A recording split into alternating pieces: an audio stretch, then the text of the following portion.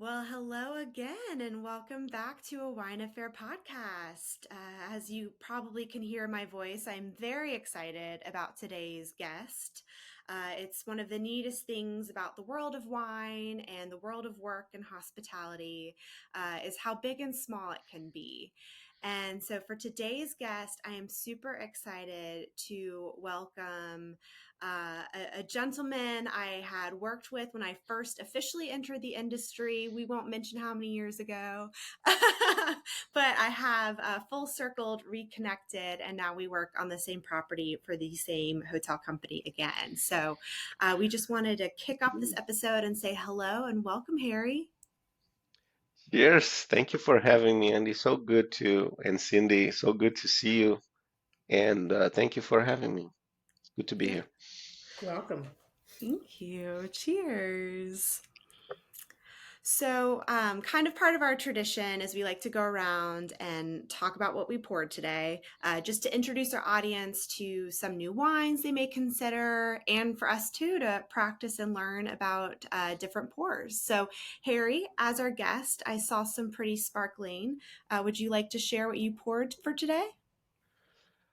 It is a sparkling. Um, Today I'm pouring GH Mum Ooh. champagne. It's a nice, easy drinking, kind of lunch champagne. Because here we drink champagne in here, by here I mean in United States. It was pointed out that we drink champagne to celebrate something. Every time we need to celebrate, we open a champagne. But if you go into the Champagne region and it's 1 o'clock on a Tuesday afternoon, like why do you? It's we have to drink champagne. It's not a celebration. It's just lunchtime, so it's champagne all over. And GH Mom, it's one of the easy drinking champagnes, and it's one of the very few houses open on Sunday. So a lot of tourists arrive there on Sunday, and not a lot of people work on Sunday in that part of the world. So there's not much to do, but a very few houses. And Jishmam, it's one of them. And their walls are full of paintings with Sabrage. So it was right kind of on my alley. I love that. Let me see if I have the bottle right here. There we go. Oh, very nice. Very official and champagne. I love that. And Cindy, it looked like you had something yummy in your glass. Yeah, this is I'm in my fall season, so I'm drinking some Pinot Noirs right now. This is Venstone Pinot Noir. I've not had this before, California. It is a 2021, and it comes from a tri area here. It's 59% from Monterey County, 24 from Sonoma, and 17 from Santa Barbara. So, and this is the bottle. Nice. And it's a really nice Pinot. It's definitely all the things, from your classic California Pinot that you want. Bright cherry, vanilla on the finish, really light and beautiful and gorgeous color and all of that. So it's a really nice little autumn Pinot. I love What are that. you drinking, Andy? So I had a hard time picking one out at the store because I was going for the American way to celebrate champagne. And but I wanted to find something new and different because I had you on this episode so I could ask you special questions. And so it is from France. It's Val de Mer. But one of the reasons I did pick this one out is because it has some fancy French wording on the label, and it goes into the non-dose, which is no sugar added when it goes through the second round of fermentation. And from researching for this episode, I had some questions because people battle between what can you saber with when you pop champagne with the sword. And I was reading, and I believe Harry had said something about it has to be done in the traditional method. So this is method traditional. And what made me happy too is it's actually not a true champagne, it's a brut from Chablis. So, if you're looking for champagnes outside of Champagne, there are tons of sparkling wines. And you can tell if you're looking at our video recording of this, it is a nice, darker champagne. You can definitely tell it went through the traditional method. Not as yeasty as I'd expect, though it says no sugar. It is dry, but it's not like a bone dry glass of wine. It still has a really lovely flavor. And I agree, this is perfect for lunchtime, Harry. So I'm glad. There you go. Now I have more to add to the menu. Yeah, it almost smell like baking bread. Hmm. Some of the champagne, like brioche, it stimulates the appetite. I read that And somewhere. you are right about the traditional method. Yeah, it's when I remember when I was first trying to, I saw somebody performing sabrage many years back, and I'm like, oh, that's a pretty cool thing to try, but I never practiced it at home or thought about it.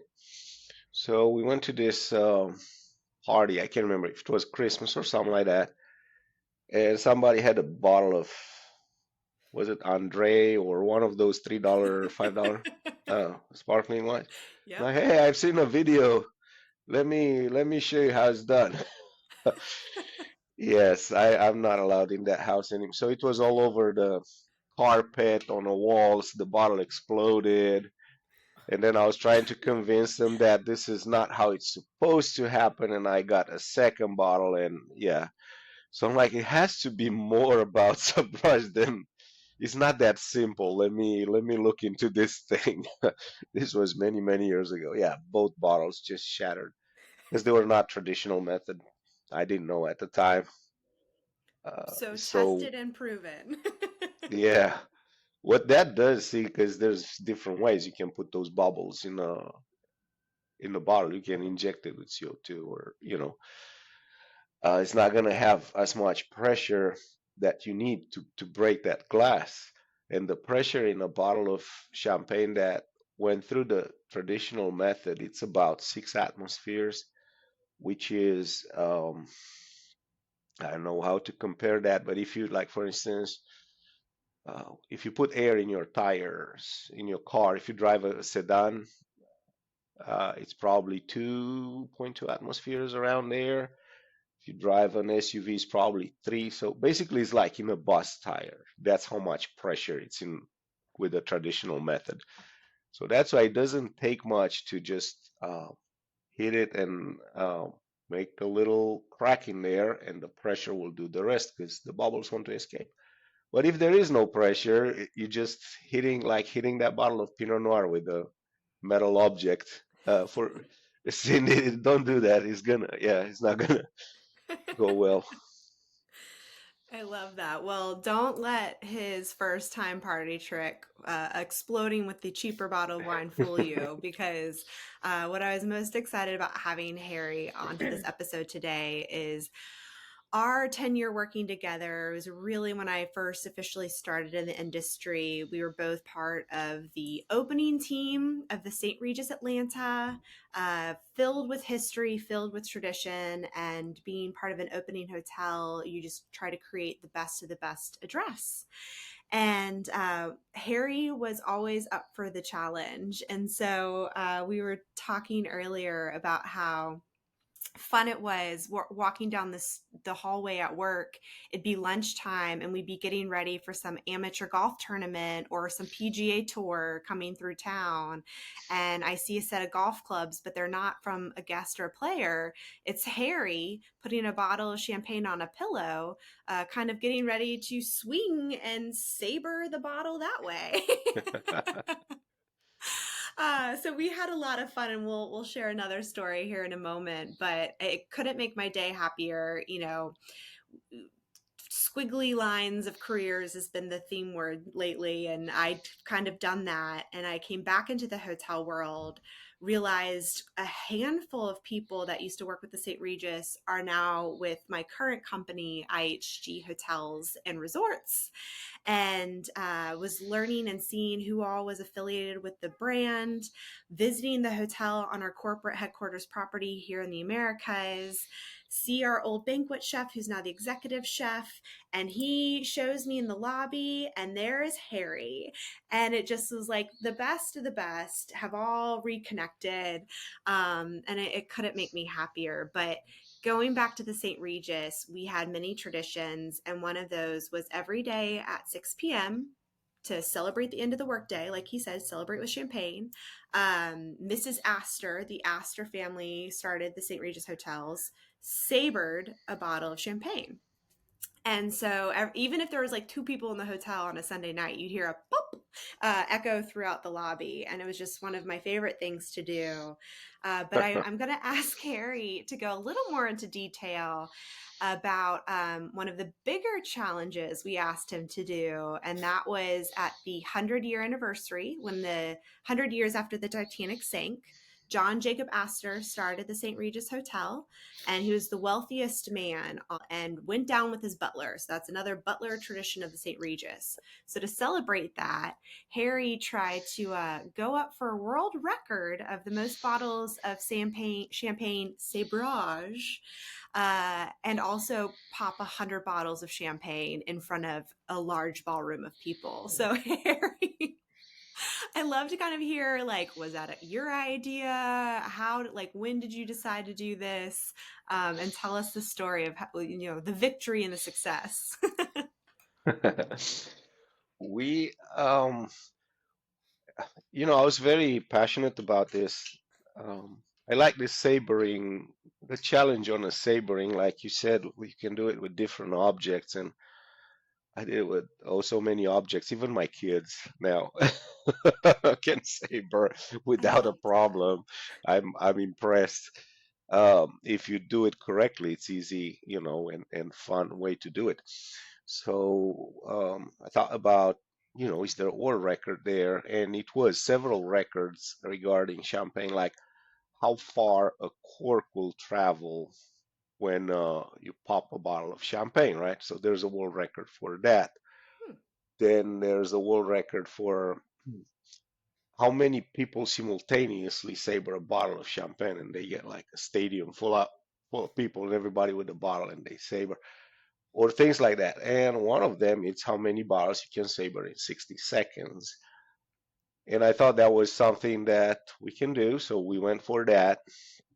The record at the time was 21, and I ended up with 19, so never broke it.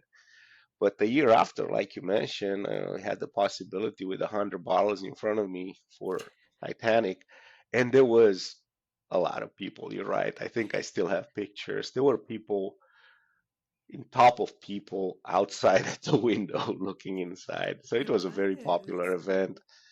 Um, and we did, I think, I counted 24 at that time, but the world record was already broken in Spain soon for 30, 31 or 32, because those guys, they contacted me uh, saying, thank you for the heads up on this being a thing now. And right now, when I lately checked it, it's somewhere ridiculous, like over 47 bottles in 60 seconds or something like that. It's yeah, it's something I wouldn't probably go challenge again. But at the time, it was very fun and a great idea and got some interest. Wow, what a great story. I love that. Harry, can you tell us a little bit more about your background? How did you get into wine? It's honestly, I didn't want to have nothing to do with wine or winemaking or when I grew up, my family, we had a vineyard, right? Oh, And so I'm from Romania originally. Oh, okay. And so everything was self-sufficient, you practice the trade basically. If I need my roof fixed, if I have we're making wine, and if the wine is good, we can pay people in wine, which they can sell the wine. So it was like a trade sort of thing. So you have to make good wine. It was just a tradition from generation to generation. So I was making terrible wine, but being kids, me and my brother, we're instead of going outside and playing in the summer or fall, we need to go harvest and sticky grapes and crush, and then you only get one shot at making the wine, because if you mess it up, your only chance to make it better is next year, and so forth. So started looking into it, but in no way trying to make a career out of it. Just to try to help, with the family. So as soon as we turned 18, 19, of course, both me and my brother, we joined the military. We're like, we're done. No more, no more dealing with wine here. But little did after I left Romania a long, long time ago, I ended up on some golf courses in Portugal, working, in a restaurant resort environment.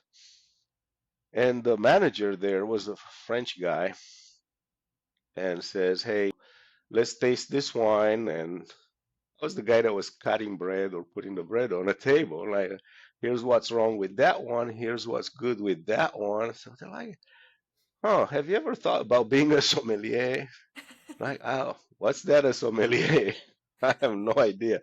I just knew what's wrong with the wine because I made it bad. So I knew why it tastes like vinegar or it's not filtered. Or I'm like, "Oh, I did that." And I tell you exactly why it turned out like that, or why it's good, why my neighbors' wines were better.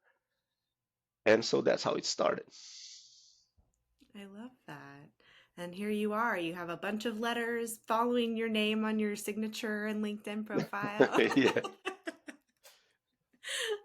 It's always so fun. And I know from the St. Regis being more driven around the champagne and everything, it was kind of the first time I was introduced to the true like tradition of sabering.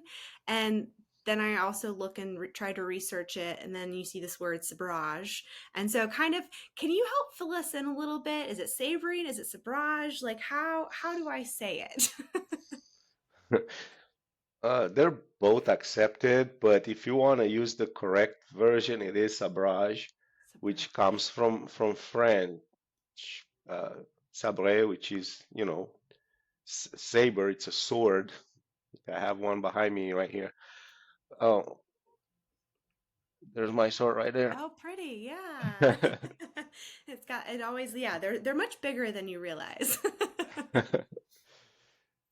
Yes, and it's a word that was accepted in the Oxford Dictionary. So sabrage, in English Oxford Dictionary, it was pointed out to me at an event in London that this is how you say it in English properly.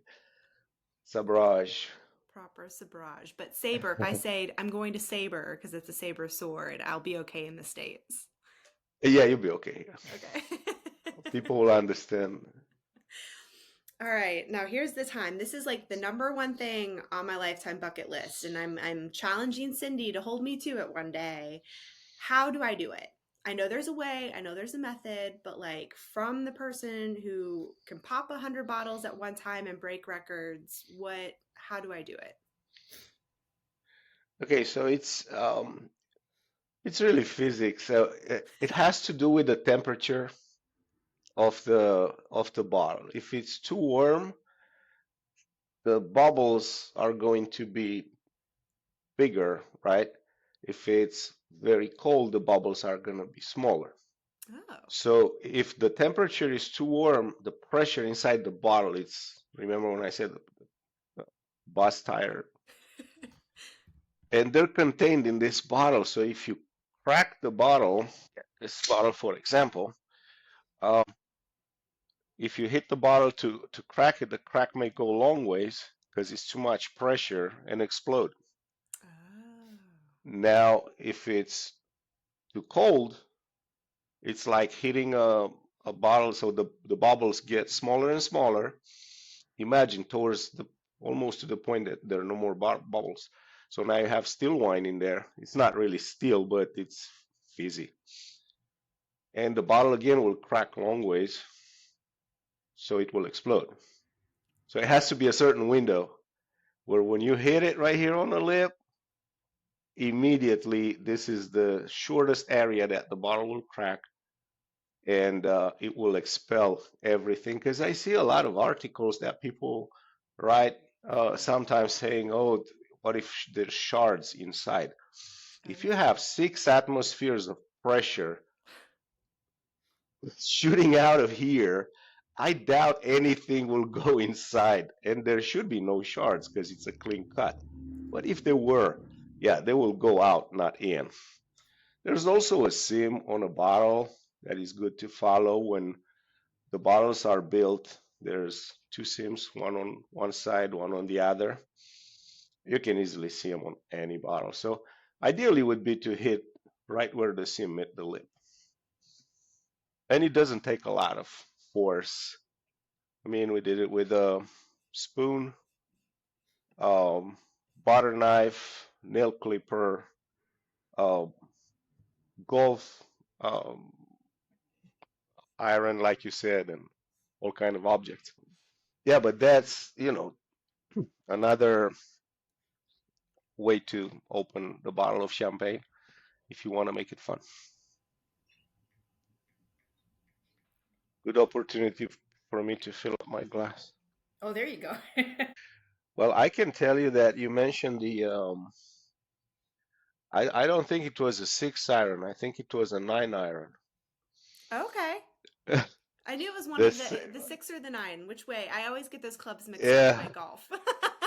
but that was one of the days I always remember. I got one of the best golf tips in my life. I got it that day because the reason I opened a bottle of champagne with the golf, the idea how it came to be, is because we had some golfers staying with us because of the Augusta tournament, and one of them was Ernie Els, which is a Oh. golfer from South Africa, a big, really big guy, and he didn't qualify that year. I can't remember if it was 2011 or 2012, 2010.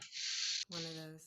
But he does make his own wine, so um, and he wasn't happy, so he came with his entourage down there. I remember he was drinking Heineken, and I'm like, how do I, get them to be a little happier, you know, to be more in a mood for. And our Sabrage time comes at 6 o'clock, like you said. So I went to their group because they didn't want to participate. They were not interested. So I said, how about I'll open a bottle of champagne with a golf club. I'll show you how to do that in exchange for a golf tip. So they said, okay, fine. So some of them came out, and we did the thing like you said. I put it on a pillow and hit it toward. I think it's all over YouTube. You can see it. Ooh, I will have to So look that up. yeah, so open the bottle, so everybody's happy and we're drinking. So I said, well, I went to his entourage. And there was this one guy, and I said, so where's my golf tip? And he said, well, what do you want to know? Because they're all like professional golfers, right? Hmm. So I said, okay, I'm not a big golfer, but eventually I will, hit the ball a few times and get on a green. Now the challenge begins. How do I do I look at the ball? Do I look at the hole? How do I hit it? Is there a certain way so I don't have so many putts? And the guy says, when you hit that bottle with a 9 iron, where the cork go? I said, oh, I don't know, and I don't care because I just care to hit it in the right spot so it doesn't explode on us. I don't care where the cork goes. And he said, well, there's your golf tip. Don't worry where the ball goes. Hit it in the right spot, and it's gonna go in a hole. So it's been 12 years, and I'm still thinking about. Did it help? I'm like Like, is that. your golf game improved? Yeah. Oh yeah. Oh yeah. Yeah. Now I look where the hole is, and then I don't care where the hole is. I just see where the spot is that I should hit the ball. I love So that. there you go, connection between Sabrage and golf. All right, I'm a little better at golf, so now I'll apply that to Sabrage. There you go. Oh, well, Harry, this was wonderful. Thank you so Well, thank you so much. much for having me, and Yes, thank you for joining us. This was really, really great. thank you so much. And yeah, it's in the future if you want to switch to whiskey, I have a few stories about that too. Ah, okay. Another love of mine. So perfect. There you go. Oh, well, thank you, thank you. And yes, next time, Cindy, you need to come down to Atlanta so we can all practice together and Sounds Harry can good. introduce us to some of his wonderful wine and whiskey. Cheers. Cheers, you all. Thank you Thank Yeah. you, so Andy. Cheers. much. Thank you, Cindy. Cheers. Thank you.